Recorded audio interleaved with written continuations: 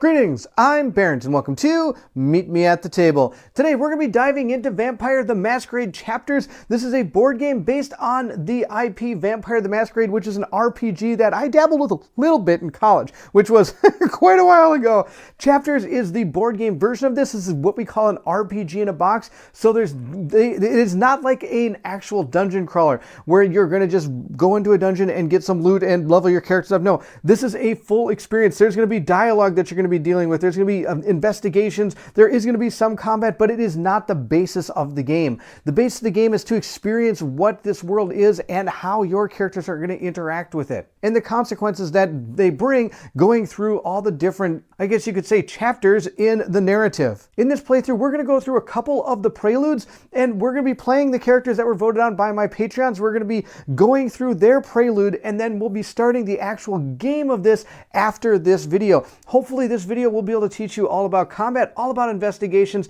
and all about the social interactions that you're going to have through dialogue. And on top of that, there is also a part where you're going to have to learn how to feed as a vampire. I'm going to hopefully be able to explain that as well. Once we get through all these prologues, we're going to dive into the game itself. Now, if you're seeing this game on the One Stop Co-op Shop, we'll be showing you this video here, but if you're interested in seeing how this campaign continues, you're going to want to check it out over on my channel, Meet Me at the Table. Please take a look at that. I'll try to put a link to it in the description of this video. Now, if you're excited to see if our characters can make it through their prologues, then I need you to meet me at the table.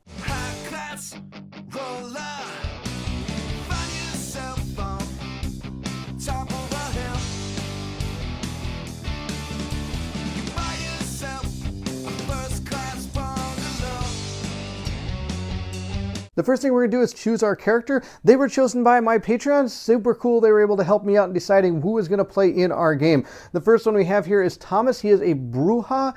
Now, the way this works is you're going to gain your character card here and also your stat sheet. This you're going to be writing on and building out your character as you go. Because as you gain experience, you're going to be powering up not only your attributes, but your skills and your disciplines. The way this works is your attributes themselves are going to be the number of dice you're going to roll when doing particular checks based on that attribute up here. These skills are going to be auto successes based on the number of check marks you have in the box. So if I had to make a persuasion skill check, I would have 2 dice I'd be rolling, and then I would have 1 success automatically. The dice themselves are 1 success for an onk, a 2 success for a super onk, and of course a blank for nothing. Later in the game, we may have to experience the red dice. The red dice are very similar. They have a onk for a success.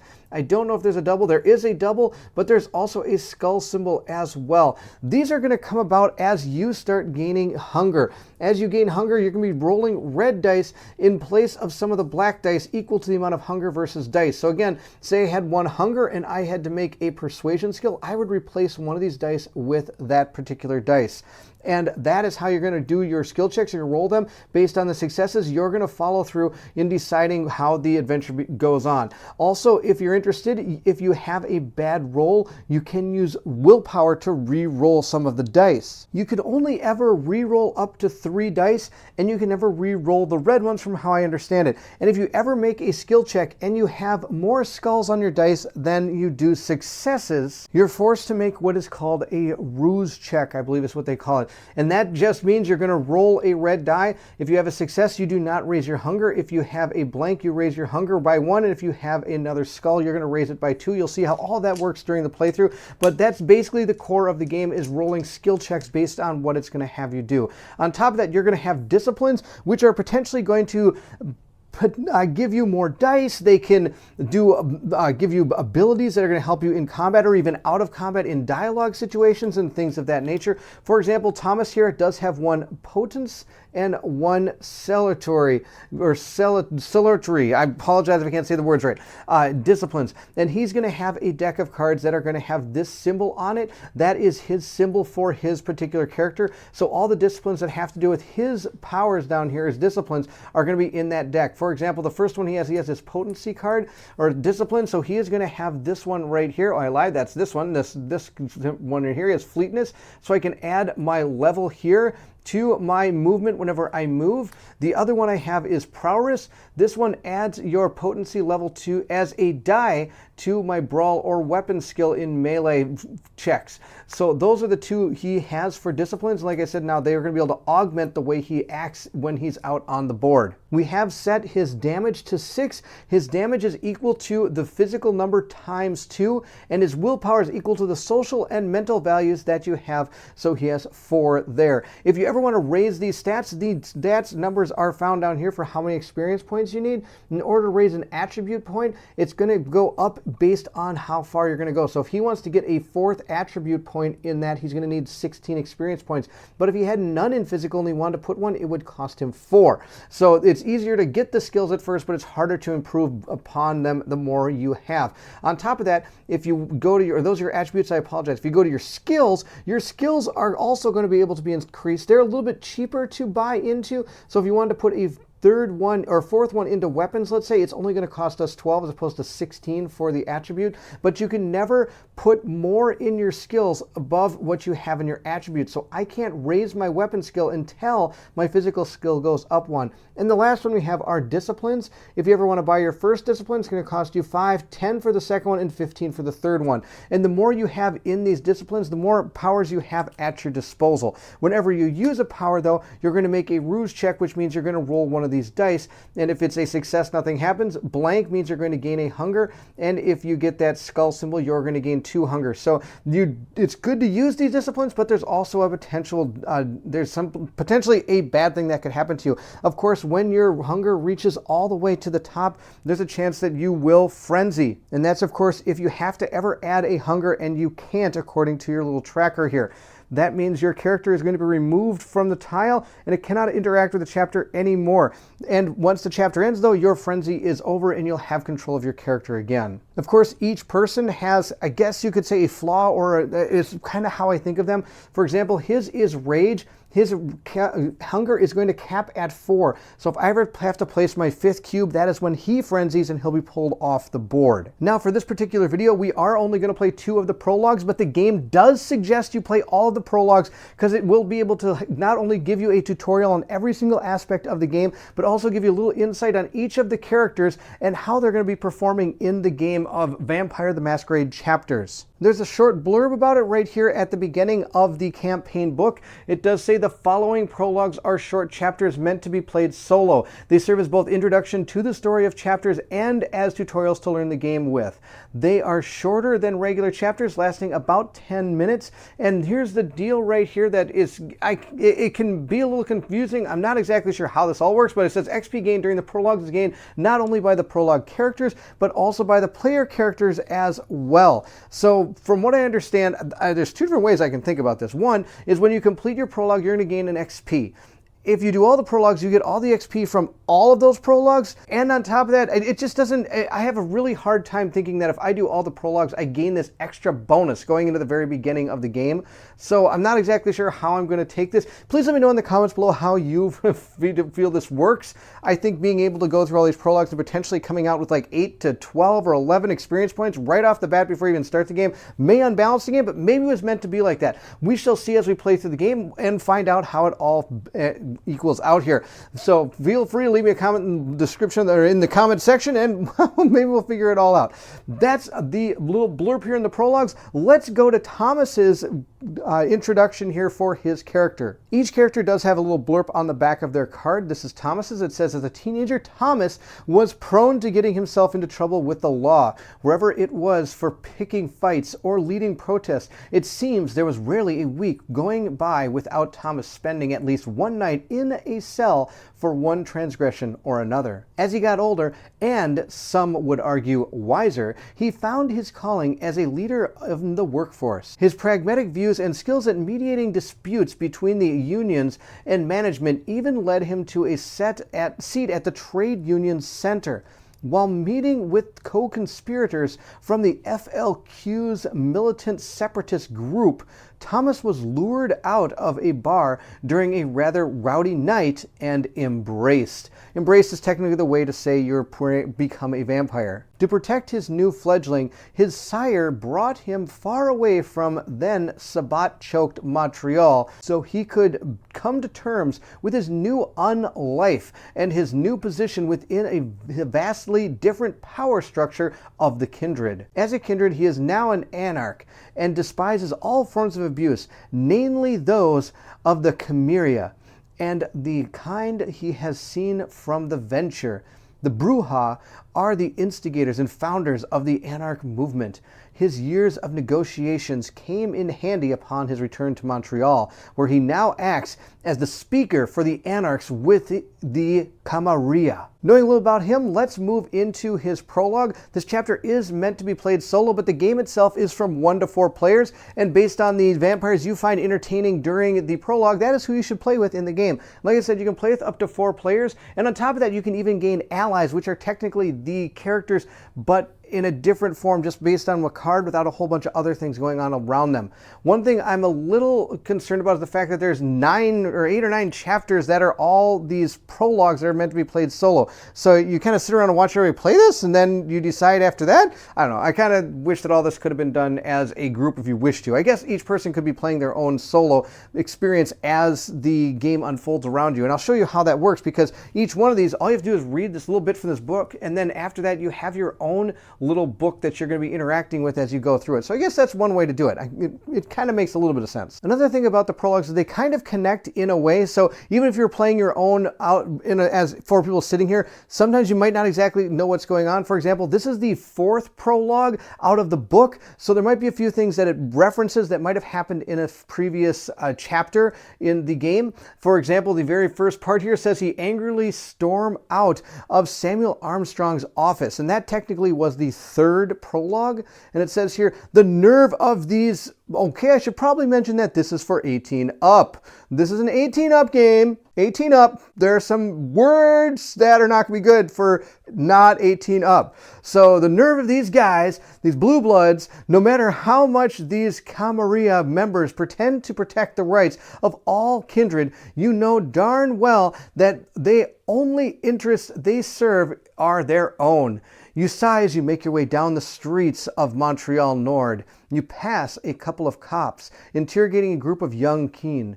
You're no different from them in a way. You still have to fight to defend what you have. And there's always somebody higher up on the social ladder willing to take it from you. To think you're part of the undead now, and yet nothing's changed. It's almost comical in a messed up sort of way. Something snaps you out of your philosophical thoughts, however. It's a group of young men, little jerks. As if being walking blood bags wasn't enough, they're leaning against your car. One of them is even sitting on its roof. That piece of crap. You stomp your way to them and come to a halt not too far, glaring at them in the process. The young men cease their conversation to look at you with mockery and disdain. The hell you want, old man? Get off my darn car, you hiss, teeth clenched. They look at each other only to snicker. This piece of trash is yours? One of them says. The other starts laughing. You clench your fist. I said, get off my freaking car, you little crappers, before I make you. You can feel your blood boiling and the beast inside you raging.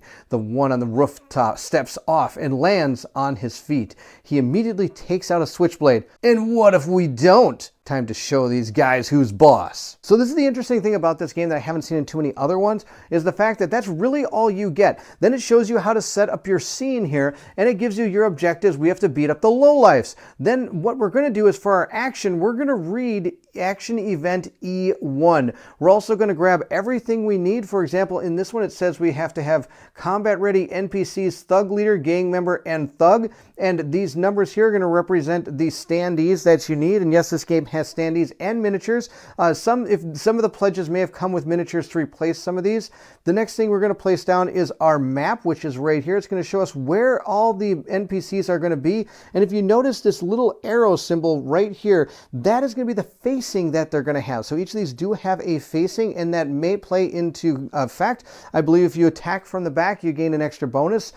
This right here is going to be something we can take a look at and might come to play during our reading of our prologue book, but this is all we need. We have to get it all set up. Here's our board. It is all set up. One thing I do want to mention is these are technically walls. You cannot go outside of them. If there is something that makes something leave a board, they're going to try to leave from one of these edges. They can't be going through anything like this, unless of course there's a rule in the encounter book that we have for them that has something to do with those particular things. So we have all of our characters right over here, these real big bad guys. We have our guy right here, and then we have this little thing here that we'll have to figure out what it is. Here we are at E1 inside of Thomas's prologue book. It says punishment time. Now every time you go to a chapter, you're going to have a book for these, and it's going to have all the different things that you and have to deal with inside the book. And sadly, I will say the text in this is pretty small. I don't have the greatest of eyes, so I'm really glad I can read it through my camera here. It says, "You eye the boys before you, your mouth contorts in a sneer, and your brow furrows. You quickly crack your neck." So now we have a choice here. We can either run to the sewer lid and use it as a weapon, or we can pick the first little guy, and I can try to end him. I think we're going to go for the sewer lid. Why not? Let's give it a shot. That brings us to E3, quite the idea. First, you must reach the sewer lid. So first thing we're going to do is move your character to a hex adjacent to the action token, which is number 1, which is what we have on that board. Time to lift it up. Your gaze rests on the little man who is sitting on the roof of your car. Yup. Thanks to your supernatural strength, this will be a good weapon. So we're going to make a physical plus athletics check, difficulty 2. If we succeed, I get to read E5. If we fail, we go to E4. So even though these guys want to beat us up, we're technically not in combat, so there's not really any type of movement that we have to do. And again, we're following the book into how we're supposed to play this out. So we are going to move adjacent to this particular token right here. And then we are going to make an athletics check plus physical. So we're going to take our physical attribute here, which is 3. That's the amount of dice I'm going to get to roll. We check our hunger. We do not have any hunger, so I do not have to replace any of the dice.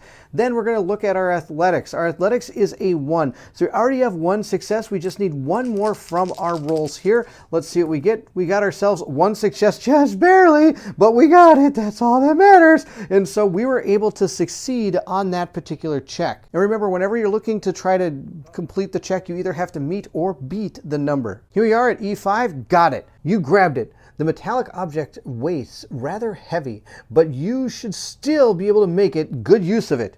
We have to get clue token 1. We'll take our token and place it down next to our character, or just right on his board there. Now it says, you turn toward the group of kids with an evil sneer. This should be enjoyable. At this point, these are going to be things that are going to teach us different things that are going to happen during the game. So for example, it's now going to teach us a little bit about disciplines. It says here, time to use your potence discipline. Disciplines are the shared vampire powers of each clan. Using a discipline power is one way to use the blood, the vampire blood, contained in your body. The blood usage gets you closer to being frenzied and reaching a state of frenzy. When you use a discipline power during the main sequence or a combat sequence, when you need to make a rouge check. During dialogue and investigation sequence, you will be prompted to make a rouge check if needed. So it says here, if you have potence, which I do, throw the object in your hand at the closest gang member with greater force by using your supernatural strength. We're going to read E6, but first we're going to do this. The only potence power we have right now is prowess, so we're going to put this out on the board. I'm going to be able to add my level to my dice for my brawl or weapon melee skill checks, and this effect ends at the end of the combat sequence. And from how I understand it, the whole sequence is the entire combat here. So I could have this out for the rest of the combat, which means I'll be able to roll an extra die because I have 1 potence here. Now I do have to roll my die right here to check my rouge test here. And we got a blank, which means we are going to take 1 hunger. So we're going to take our cube and place it down on the board. From now on, whenever we have to make any type of roll, we will be adding a red die to that roll. E6 says violence is the answer. We're going to move our character to a hex adjacent to the nearest NPC. You muscles bulge You smirk deviously. Now's your time to shine. You decide to hit the one closest to you with all you've got. So at this point, our combat is going to begin. The way combat works is we're going to choose 5 cards to become our character's deck that we're going to use during this combat. For this particular one, we are going to make sure we are including the cards Punch, which is a mixed combat ability, and Bite, which is an attack combat ability. And I'll explain those in just a second. And then I can have at least one other attack combat card. Play the other other attack combo card for this round. So that's why I have to have at least one other one. It is your turn. Place the Potency Level 1 Prowess Discipline card face up in your character board. The card is now active. Remember, you can only have one active discipline power at a time. And I have to make a Rouge check. And I believe that's the Rouge check from using the Potence card. So I should have waited till I come over here to use that Potence card. That's totally fine. So let's go ahead and assemble our 5-card character deck. And the reason it is a 5-card deck is because you're going to take your mental and physical attributes, add them together, and that's how many cards you get to bring into the combat. Now, of course, it told me to pick.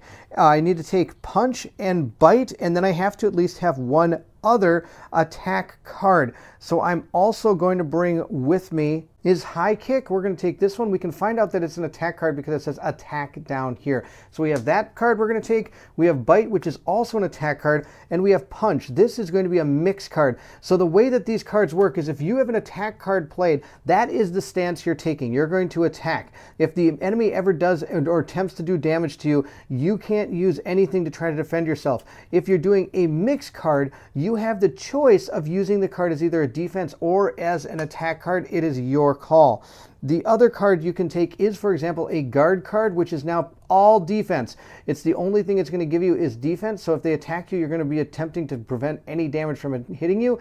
And it also, every one of these cards potentially could do another effect as well. For example, our guard card is going to give us +1 initiative, which will be helpful because, for example, we could be being attacked earlier in the round than we want to be. And this card not only could guard us from taking any damage, but we could move up on that initiative track and hopefully get ahead of this person and start attacking them before they attack us. The final card I'm going to take is going to be, I'm going to take Uppercut. This is also a mixed card. And you can already know what cards you're going to take based on your skills you have over here in the social or the physical department. Everybody has access to the base deck combat cards, which are found here.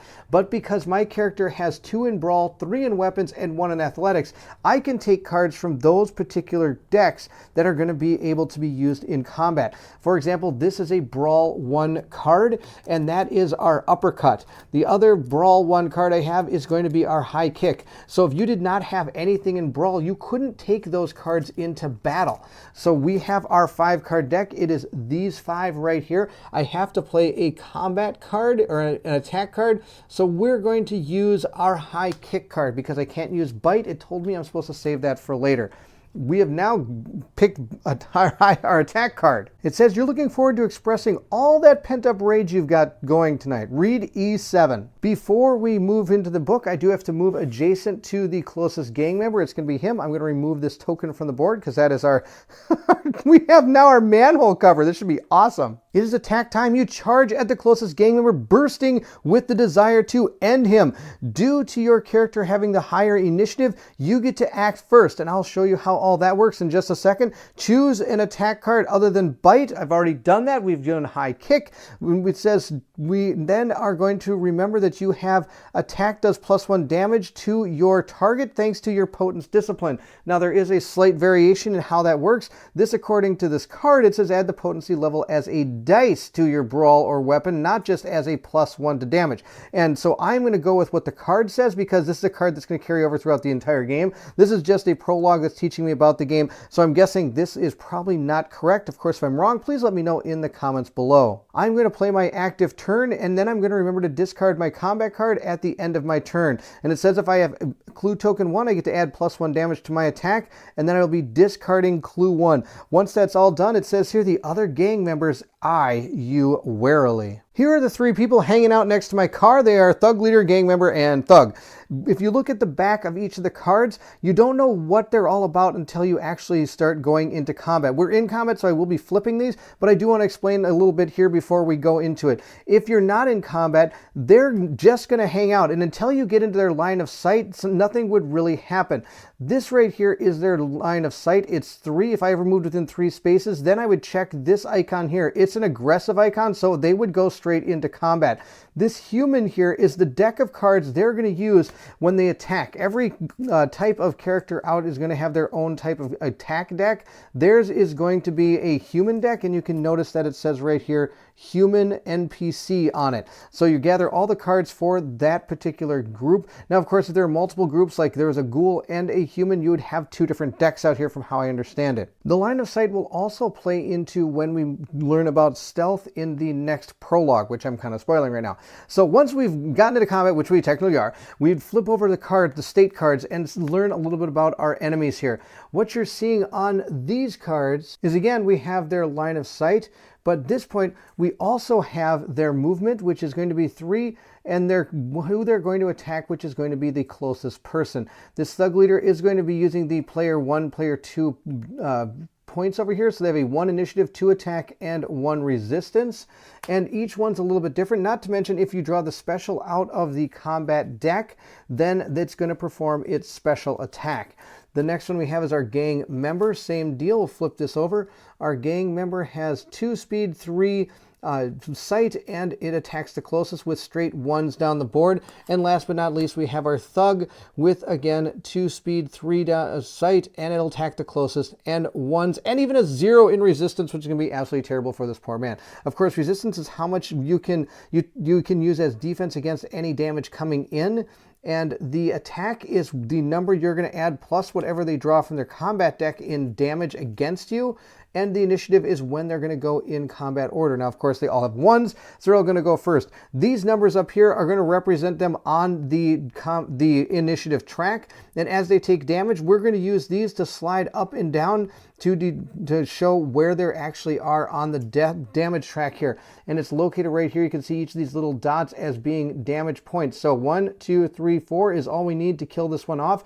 Of course, if we were in a 3 or 4 player game, it would take a little bit more. But since a prologue, it is only in 1. But of course, these characters you may see again in the game. Right here we have our initiative track. As we go through the combat order, we'll be moving our characters to this side to show that we have performed their actions, and that is how you determine who is going to be going. You start from the top and go down, and here is their combat deck. Now, I have chosen my card. I have chosen High Kick, but I have to give their deck a good old truffle shuffle here, and each one of them is going to get their own combat card. So we'll give one to this character, and that character. So when it's their turn, they will deal or use their card against me. Now we're going to make our skill check against them. I get my normal physical attack here of 3.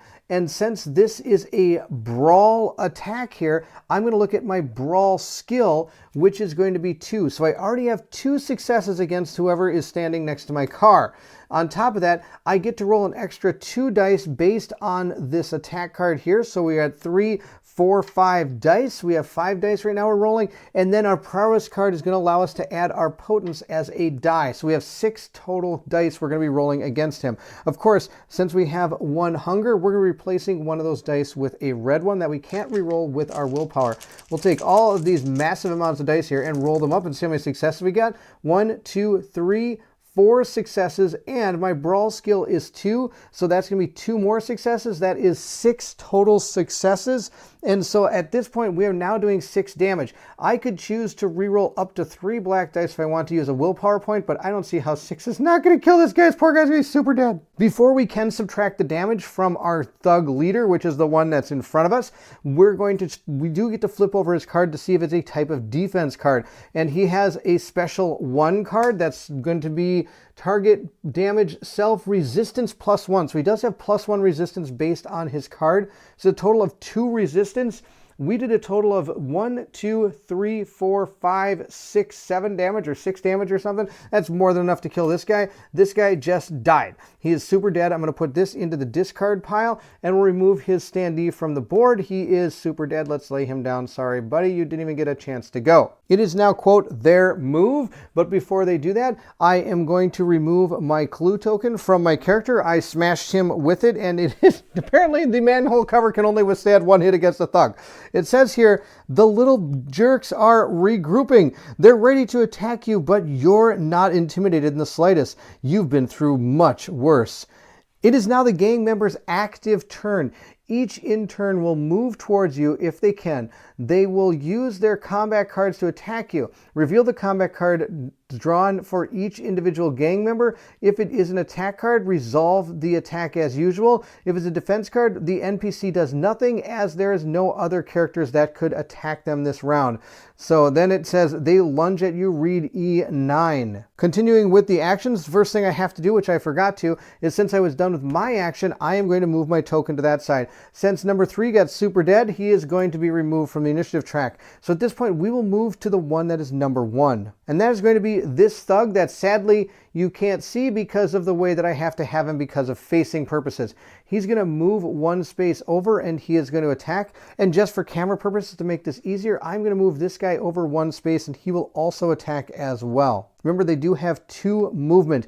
Normally you would be using your movement to move up, but the way the Prelude played out, I just walked right up to him and smacked him with a manhole cover. Normally your speed is always going to be your athletics plus 1. Gang member 1 is going to make his attack. He is going to do a knee strike, which is going to give me plus 1 damage, but negative 1 to initiative. So his attack is going to be a total of 2 damage against me. The next one is going to be this gang member. She is going to do kick. She's super excited to kick me. She's going to do 1 damage, so that's going to be plus 1. So we're going to do 2 damage from that one as well. Since I used my card to attack, and if I was, for example, using a mix card and I chose to use it as attack, I could not use it as defense. So instead, I am going to take all of that damage. We're going to take 1, 2, 3, 4 damage up to there. We're only 3 away from being knocked out in this fight. E9 states fall back.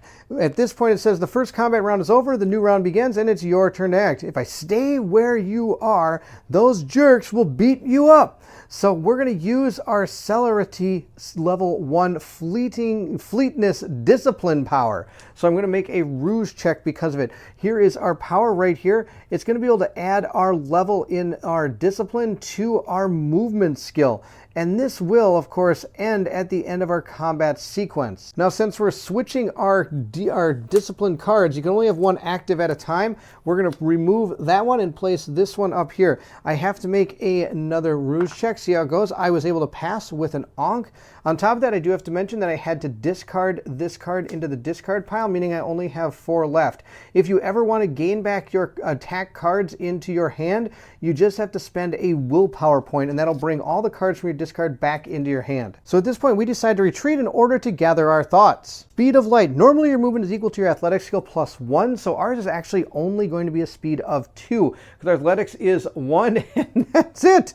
So because you used your fleetness discipline power, however, your movement speed has increased. This bonus remains as long as the discipline remains active.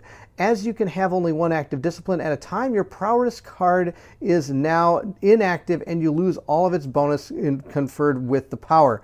You may be fast, but you want to put as much distance between you and them as possible. So at this point, I am going to discard the punch combo card, combat card, sorry, in order to gain 2 movement. So as it says, on top of being able to use the cards to attack, defend, and things of that nature, you can also use the card, you can discard the card you're choosing to give yourself 2 movement. By discarding the combat card, I gain 2 movement until the end of your active turn. You can do this to reposition yourself during combat. Sometimes 1 hex is all it stands between you and the final death. Move away from your opponent. Where'd he go? The little thugs look right and left until one of them finally spots you. What the? You stay on your guard, prepared to jump the first one that gets near. Read E11. So at this point, I have a total of 5 speed. 2 from my card, 2 from my normal movement, and 1 from my discipline. So I'm going to move 1, 2, 3, 4, 5 right back over here. We now move on to chased. It is now their turn. Since the gang member's movement is 2 hexes, they cannot reach you and therefore cannot attack you this turn. When an NPC cannot reach the target to make an attack, discard their combat card and move them an additional 2 hexes. Do this for each gang member. On their active turn, each NPC discards its combat card to gain +2 movement. Each NPC moves towards you, and it says here, looks like they followed you. Read E12. So because a lot of this is happening in the book and I'm trying to go back and forth, I should now be on this side initiative track because I've used my turn to move away. I should draw them 2 combat cards. They're going to discard these combat cards in order to give themselves +2 movement, and I'll show you in a second. And at that point, I should move their tokens over to this side to show that they have been activated. Each of these will move a total of 4 spaces. So you're going to turn and move 1, 2, 3, 4 towards me, and this one will move 1, 2, 3, 4 towards me as well. Love the standees, and I love the fact that, you know what, I should probably turn the board. Now, doesn't that look way better for recording? Super glad I figured it out halfway through. At this point, it's time to strategize. It's your move. This turn, try biting your opponent, and if you are injured, use the blood to mend your wounds. Fighting these jerks isn't as easy as you first thought. Maybe you ought to use your blood to mend your injuries. If your character has taken +1 damage, which we have, we took 4, it was out of control, I can use the mend damage. Now this isn't your action. The order of actions is you're going to be able to move, and I can do these in any order. It is right here on this card.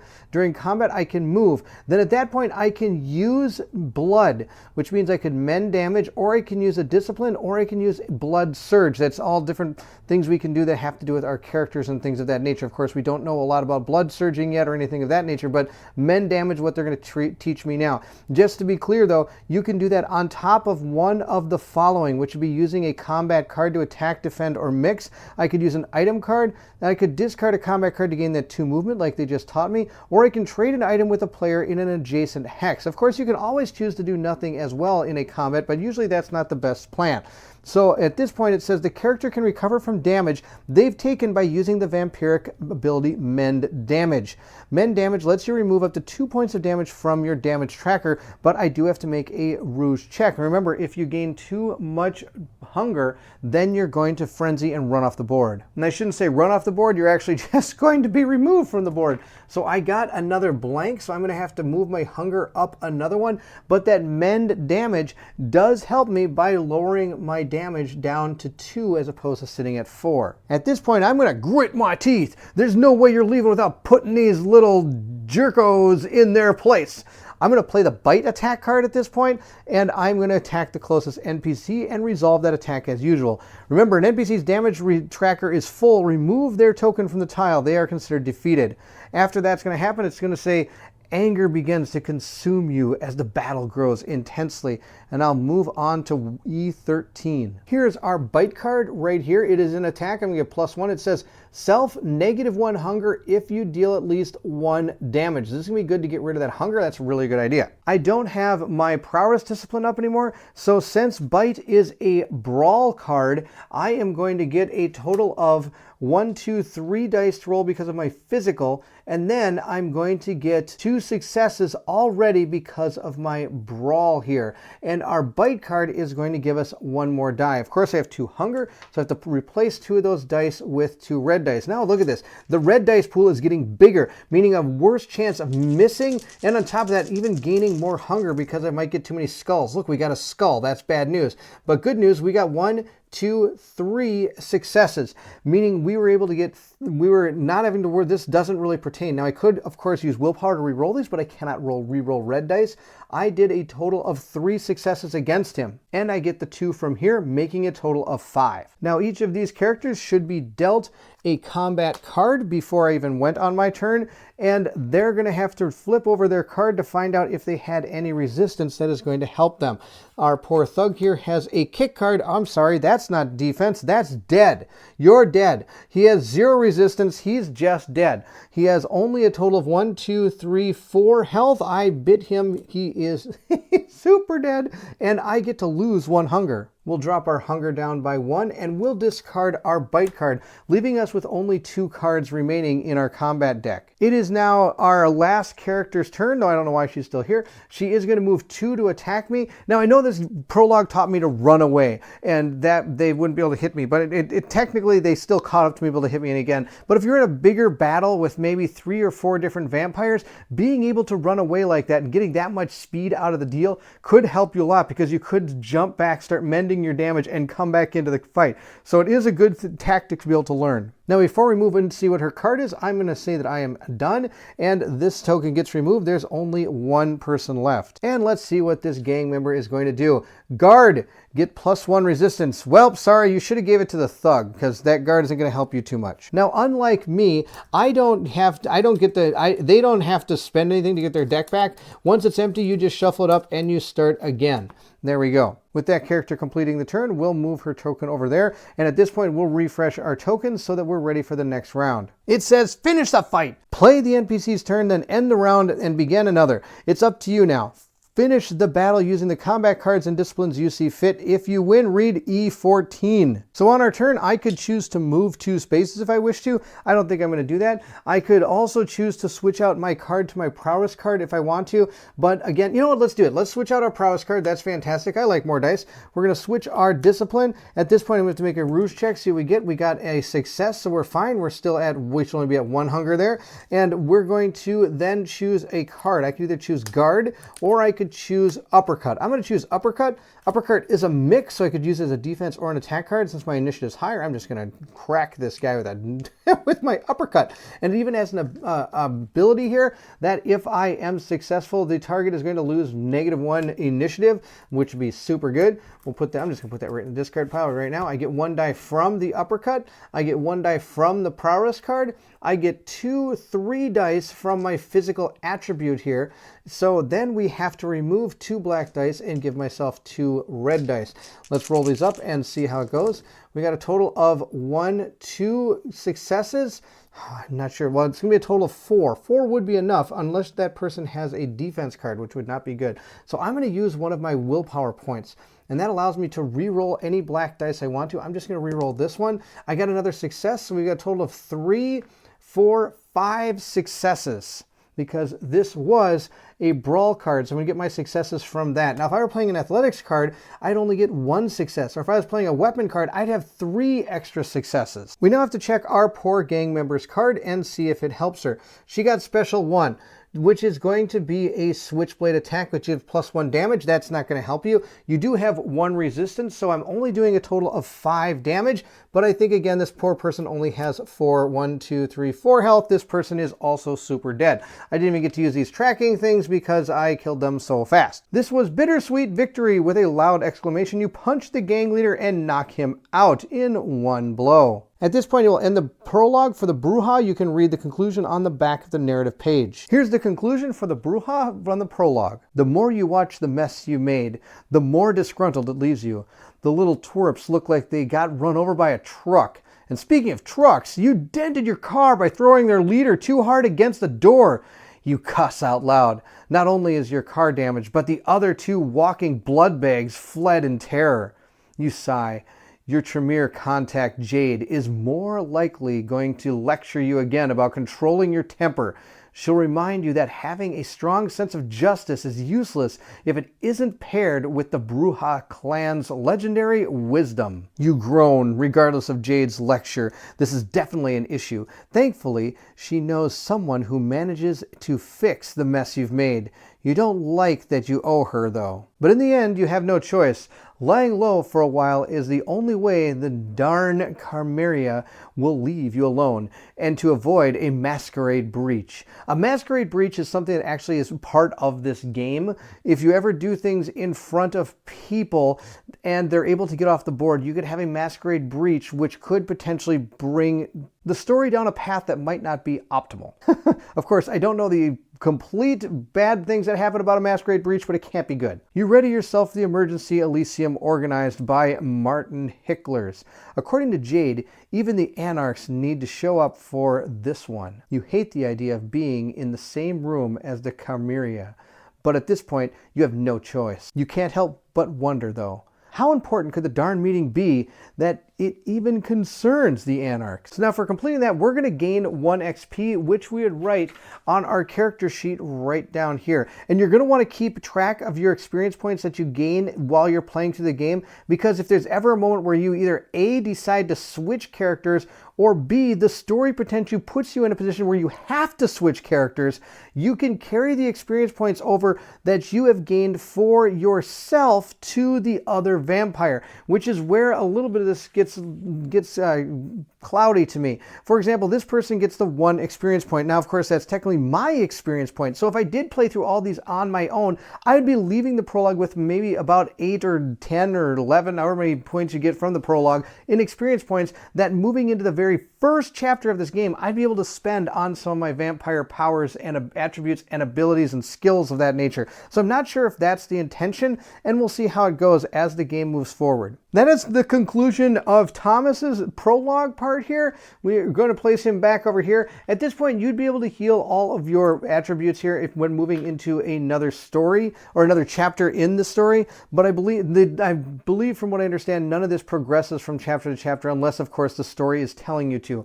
Of course, you will be able to upgrade and get your character to a next part as you move from scene to scene, from how I understand as well. Now that you've seen a little bit of how combat works, we're going to move over to our other character, Luciana Ricci, and we're going to see how the rest of this game plays out, because I believe she has some things that have to do with dialogue and the feedings and potentially some investigations and things of that nature. So let's check out her prelude now for the next one. Luciana Ricci is part of the Nosferatu clan, and this was the most voted vampire in my Patreon by a long shot. So I'm interested to see how this all plays out. Being an RPG in a box, let's learn a little bit about Luciana here. It says a renowned opera singer during the Cultural Revolution of the 60s, Luciana Ricci was poised to become the voice of the artistic renewal of her generation.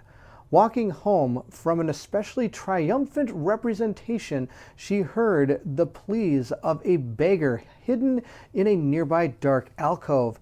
She ignored them, but the dark figure followed, relentless and persistent. Exhausted by the disgusting nature of this city and its people, Luciana confronted the man, being singularly vitriolic and cruel. Irony in punishment was ever a vice for her sire. His fangs sunk in her neck, making her part of the ugliness she so despised in the city. The curse of the Nosferatu took her beauty and her voice, yet she was resilient and willful. Luciana adopted and eventually thrived in her new existence, though mirrors were forevermore a painful reminder of what she had become. Shying away from the brutal Sabbat-choked Montreal of that era, she found new purpose among the Camarilla. As an informant from behind enemy lines, her luxurious past was replaced by a solitary existence in abandoned corners of the sewers. Her master of the burgeoning metro system and unparalleled knowledge of the expanding Montreal underground shielded her from the sun, the Sabbat, and unsuspecting citizens who would gawk at her hideous visage. Hiding during the night of ashes, she was relieved to see the growing Camarilla presence in her city, keeping an eye out for the Sabbat survivors. She was shocked to discover a priest of the fallen sect lurking around her sewers, and even more so when he lunged at her savagely. Here's our character. She does have quite the change in what she probably looks like. I guess now the scarf makes some sense. If she was once an opera singer, that's kind of cool. We have our character all painted up. It is right here. Here she is, ready to go. She kind of has that scarf around her a little bit, and she's all ready to hit the board. All right, we'll put her down, and then we're going to look at her stats. She does have 4 health. She has 5 willpower. And remember, the health is determined by the physical attribute times 2, and our willpower is the addition of both our mental and social abilities. So moving forward with this character, if she was ever to survive any type of combat, I might want to raise her physical skill. She does have these particular defenses, or disciplines. We've seen potence before, but we now have animalism and obfuscate as well. She also has a flaw that states that she has a hideous presence. You must take the level 1 obfuscate card, Mask of 1,000 Faces. It says change into and blend kind to avoid suspicion, mandatory to enter dialogue sequences. And it says here, effect ends after the end of the sequence. So in order for me to even dialogue with anybody, I have to use that particular skill. My animalism skill is right here. It's Bond Familius. Summon a rat familius into combat, and I take the summoning card state and put it into battle. I do want to mention, though, these are the only 2 first level ones for these. If you ever had any to choose from, say there were 2 I could choose from potency, I would have to choose the one I'd want and discard the other one, not being able to switch back and forth between them. If you have a choice as to what to take, once you make that choice, that is the discipline that you get to keep. There aren't many that are like that, but for Tomas that we just played through, there are, for example, 2 level 1s that I could have took. And of course, the prologue told me to take this one, but when we decide to start playing the game, I might take the other one. You do have a choice as to which one you'd want to take, but once you make that choice, you can't go back. That's the discipline that you have. We have our 3 cubes. We'll place them right down there, and let's take a look at her prologue. This is the prologue for Luciana Ricci, the Nosferatu. And of course, this is a solo play. It's been 3 hours since you've exited your haven. The sheriff, Caleb Duval, has passed on the word about a disappearance of a theater troupe. This troupe apparently consisted of both mortals and vampires, the latter of the Troubadour clan. You are thus first in line to try to gather information in regards to what might have happened. You didn't expect, however, that you'd be intercepted so violently in your quest. For a moment, you thought the end was near. For real this time. Everything happened so fast, too fast. You were examining markings on the floor when suddenly you were attacked by a shadow in the darkness.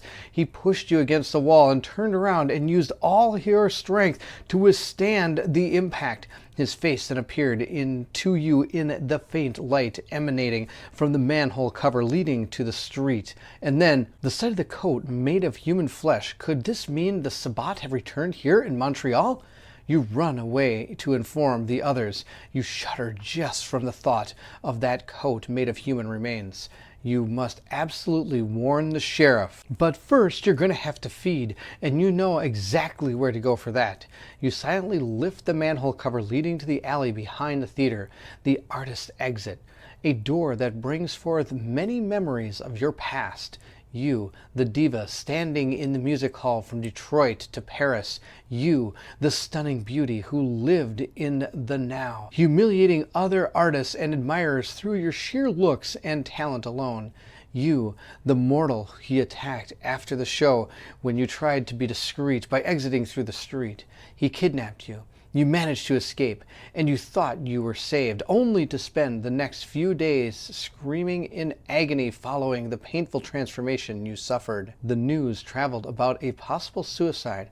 Your body was never found, however, and with time you were forgotten from the collective memory. Despite your clan's natural sympathy for the homeless, you've harbored a deep hatred for them ever since. You suddenly snap out of your melancholic daydream. The smell of blood has grown stronger. It's time to feed. In this solo playthrough of her Prelude, we're going to try to feed discreetly. We're going to be doing a few of the other parts of the game along with trying to feed that I should be able to demonstrate in this part of the playthrough. We'll start by reading Event E1. Here's our board set up for this particular prologue. We do have a homeless man and a couple.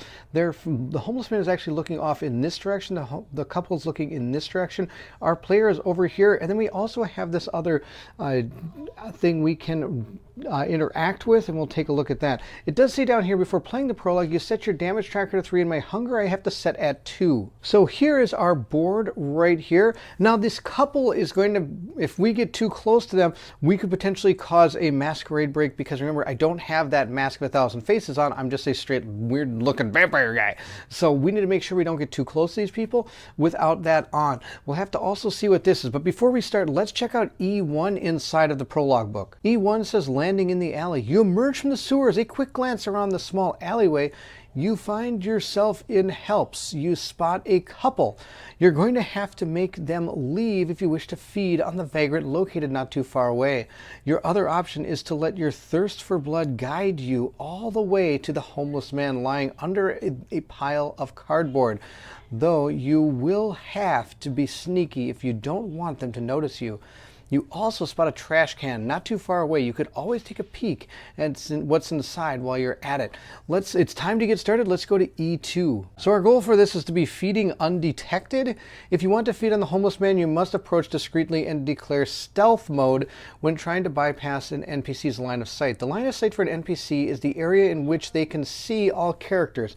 A line of sight is always a triangle and a hex extending outward from the NPC in the direction it's facing. An NPC's line of sight value is determined by the NPC's state card. If an NPC has no state card, its default line of sight value is 3. When trying to move discreetly through an NPC's line of sight, a player must enter stealth mode by placing a physical and plus stealth check. If you are successful on your check, you can move past the NPC without being seen. Should you fail, you may be forced into combat if the NPC has an aggressive attitude.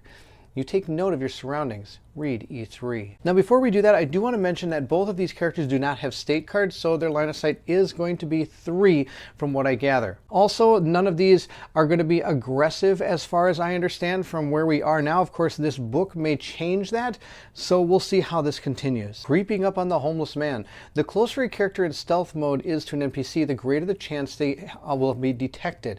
The priority modifier is determined by NPC's line of sight value. The hex closest to the NPC has the priority modifier equal to the full line of sight value. The proximity modifier decreases by 1 as the line of sight distance increases. The hex on each side of the NPC have a modifier of 0 and the ones behind have a -1. Note that the homeless man is a dialogue NPC and that these cannot be fed upon unless otherwise mentioned, like in this scenario. If you don't succeed in approaching him in stealth mode, you can still have the option of initiating a dialogue. You watch the resting homeless man from afar. We're going to go to E4. Before we do that, I do want to mention that if you're ever playing through some of the scenarios, these are going to be the stands you're going to put on people that you can feed on normally in the game, of course, unless the book says otherwise, like it does for this particular prologue. Along with the homeless man, there is a happy couple. There's a couple chatting not too far from you. You can't simply feed on the homeless man in front of them if you don't want to compromise the Masquerade. This means you'll have to find a way to get them to leave. The couple laughs, deeply engrossed in their conversation. There is an investigation area token like the one placed atop the trash can. You could also place your character in a hex adjacent to the token in order to investigate the area.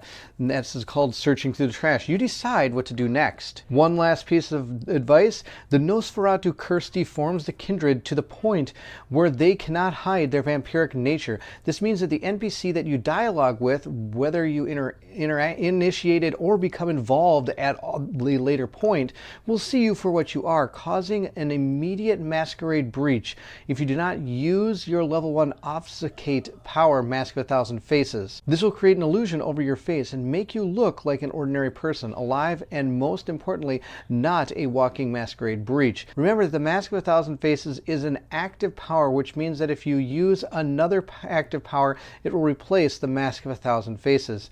You feel your features with your fingers and make a mental note to change them before speaking to anyone. E7. Your time to shine. Your move. Choose your preferred approach in order to successfully feed on the homeless man. The night is yours. So our 3 options here is to talk to one of these 2 people. We could go check this out, or we could go into stealth mode. Now I'm going to explain stealth mode a little bit more from what the book told you. Stealth mode goes out from where these people are. So our homeless man who's looking in this direction, his stealth mode is going to come out in a cone from him, in this way, this would be, and now as close as you get is the amount you're going to be adding to your potential stealth roll to make it harder for yourself.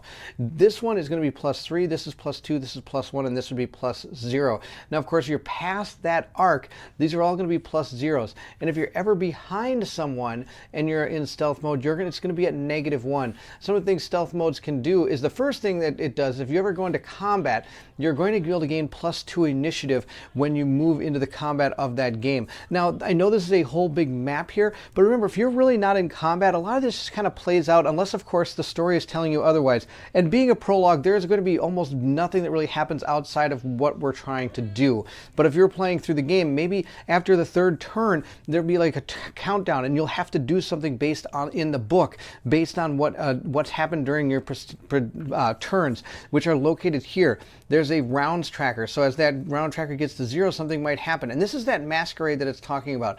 And as, of course, as this gets close to 0, things could potentially go bad. Also, statuses are also tracked on here for the entire group, not just for an individual. This is a group tracker that you're going to be in charge of. Now, for us, I think we're going to go check out this trash can first. Let's take a look and see what we can find. The campaign book will always tell you where to start when it comes to what you're going to do in your table of contents here, but do notice that there is 2 different people we can dialogue with and investigation, which is kind of cool. So you, depending on what you decide to do, you go to those particular pages. So like I said, we're going to investigate this trash can. So we're going to go to page 29. Here's our trash can. It says you walk toward the trash can, although the beast inside you is getting increasingly frantic at the thought of feeding your finger. It might be useful to search through the bin first. After all, you never know what you might find. So at this point, we're going to make a mental search check.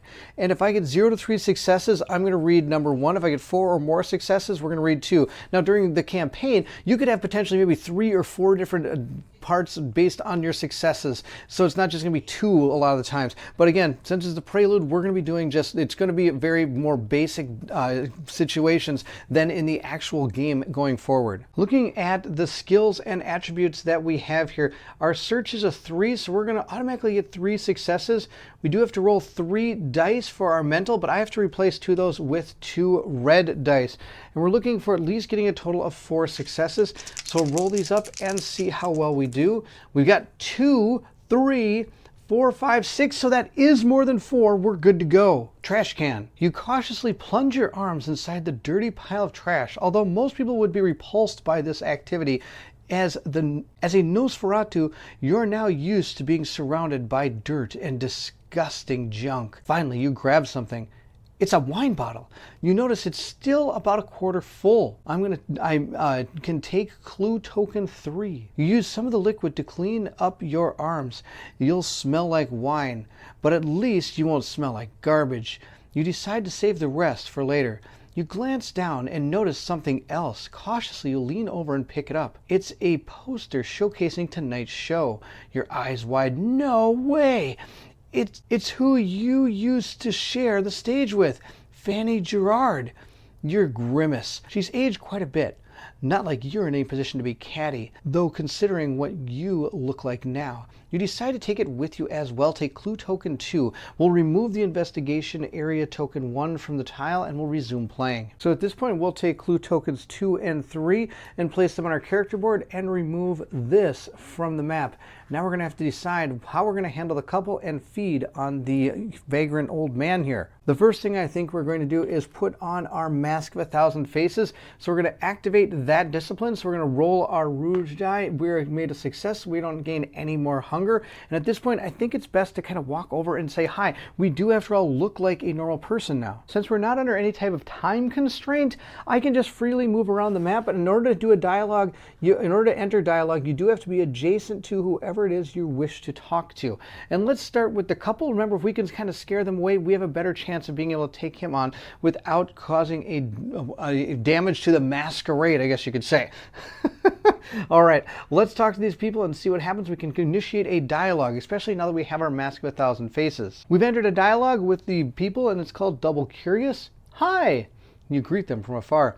Hey! They respond cautiously. They can most likely barely make out your silhouette in the dark. You decide to mask your monstrous appearance by using your vampiric powers and find a way to make them leave. At this point, I already used my vampiric power, but I'm going to guess it's going to be part of this whole deal here. We're going to decide how we're going to do it. When it does ask us to use our Mask of 1,000 Faces, I've already rolled the dice to put it on. I figured that'd just be something you'd want to do before you even walked up to these people.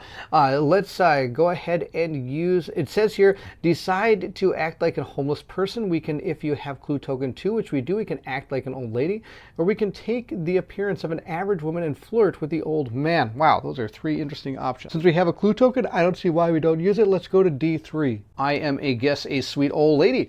You assume an amicable looking old woman. The couple mellows down as you get closer and stop under the streetlight. To them, you're just a sweet old lady illuminated by the dim yellow light above you. How can we help you, ma'am? The woman asks. You give them a toothy smile. You two waiting to get back in the theater? You ask them. Yeah, we are, the man responds, smiling pleasantly. We really love the play, the young woman adds. You take out the theater poster you got earlier and show it to them. Read D14. You know the name of this actress? You point to the woman who was once your colleague. The couple leans over and both of them nod in recognition. Yes, that's Franny Gerard. Well, I happen to know her personally. She used to be a friend of mine. The couple eyes widen. No way! Yes, indeed. And knowing her, she must be sneakily smoking backstage right now. Would you like me to bring you there? You could talk to her and maybe get an autograph. I know a way in. No way, the girl exclaims. That'd be awesome, the man adds. Thanks a lot, madam. No need. I love to help. You chat with them some more and show them the hidden door through which the technician exited the theater to go smoke earlier. Read D15. Hell hath no fury. You help the couple sneak in and hand them a couple posters in case they want to get it autographed. The couple thanks you profusely before making their way in. So at this point, I am going to discard clue token 2. We use the poster, and it says here that we're also going to remove the couple from the tile. That is one way to get rid of them. And it says, you snicker to yourself at the memory of the good old days. Your ex-colleague Fanny hated signing autographs for fans. That's what she gets for dissing your performance back in the day. You shake your head and get back to reality. It's nice as it was to get rid of the young pair and to plunge back into your past. You still have to feed and go warn the others about the Sabbat. Resume playing. Well, looks like you and me, old man. Now, of course, once you leave the 1,000 Faces, you have to re-put it on because that is technically over now. So I have to roll again to see if I can get that. But before, I'm going to enter stealth mode so he can't actually see me because right now he can 1, 2, 3 spaces away. So I'm going to have to make a stealth check to see if he sees me because technically my Mask of 1,000 Faces has gone on. If I was smart, I would have talked to the people over here and he would have been more than 3 spaces away and he wouldn't have seen me. But this way he might potentially see me. Not that I think it's going to play too much into the way this scenario would work, but I just want to show you kind of how that works. In this particular example now, I'm going to have to roll some dice to see if we do this. Now, to figure out the difficulty that I have to do, we first are going to take his line of sight number, which is 3. Then we're going to add the modifier, which is +3, +2, +1. So it's going to be a total of 4. If I were to potentially, let's say I was here and I decided to move through these squares like that, my modifier would be whatever the hardest one is based on how I decided to move. But where I am, I'm going to make a roll of a 4 in order to see if I succeed in this stealth check. I have 2 successes in stealth and I have 2 physical dice I can roll. So we're going to be rolling 2 red dice because I do have my hunger, so they're going to replace the black dice with the red dice. And I cannot re-roll the red dice, so we're going to have to just do, we got really good. We got 1, 2, 3. That is going to be 3, 4, 5 successes. We were able to work our stealth magic. He doesn't know we're there. At this point now, I will put on my Mask of 1,000 Faces and roll it up and see how we do here. I did get a success, so that means that we're not going to gain any more hunger by putting on the Mask of 1,000 Faces. And just like that, we are able to walk up on him and be ready to talk and hopefully feed. Waking the homeless. The homeless man squints at you. He scrutinizes you in an attempt to assess exactly what it is you want. At this point, I can do a physical plus brawl check to try to knock him out and feed on him. My physical and brawl would be a total of 4. I get to roll 2 dice and I have 2 already, so I'd have to get a 3 or better on that on 2 dice. I'd have to at least roll 1 success. The other one is try to seduce him into giving himself up willingly. I could do a social plus subterfuge in order to do that. And I actually have 2 social dice I could roll and 1 subterfuge. Whoa, that's a big word. Success already. So I do need 1 success on 2 dice as opposed to 1 success on 2 dice, which is the same thing. Either one are exactly the same. Let's go for these. Let's try to seduce him. Now again, I do have to roll red dice because the white dice are done for. I did get my 1 success, so I got a total of 2 for the subterfuge, and that is what we need to in order to succeed in that check. I was thinking you and I could have a little fun, you know, you say, talking in a sultry voice. Nah, I'm good. You stare back at him, deadpanned. You did not just hear that right. Are you serious? Yeah, I ain't interested, sorry. Your old pride from back when you were alive comes back all at once. Who does that disgusting pig think he is? At this point, I can teach him some manners and feed on him anyway, doing the brawl check. Or if I have clue token 3, I can offer him a trade. I have my clue token. Let's use the clue token. And at this point, we're going to go to D6. We've gotten to the part that says an old drunk. You remember the glass bottle you got from the trash earlier. You recall that there's still quite a bit of wine left inside. You take it out and show it to the drunk. Well, we could always have a drink instead. The man seems to think it over, although he only takes a few seconds to come to a decision. You feel like strangling him for even hesitating. A bittersweet smile crosses your lips. Guess the old Luciana Ricci and her prideful vanity haven't completely vanished after all. Sure, why not? I could use some booze. He looks you up and down. Plus, you ain't half bad now that I'm looking at you better. Without another moment's hesitation, the kind grabs your bottle, tears off the cap with his teeth, and immediately chugs down its contents, his eyes closed in bliss. He doesn't have time to finish.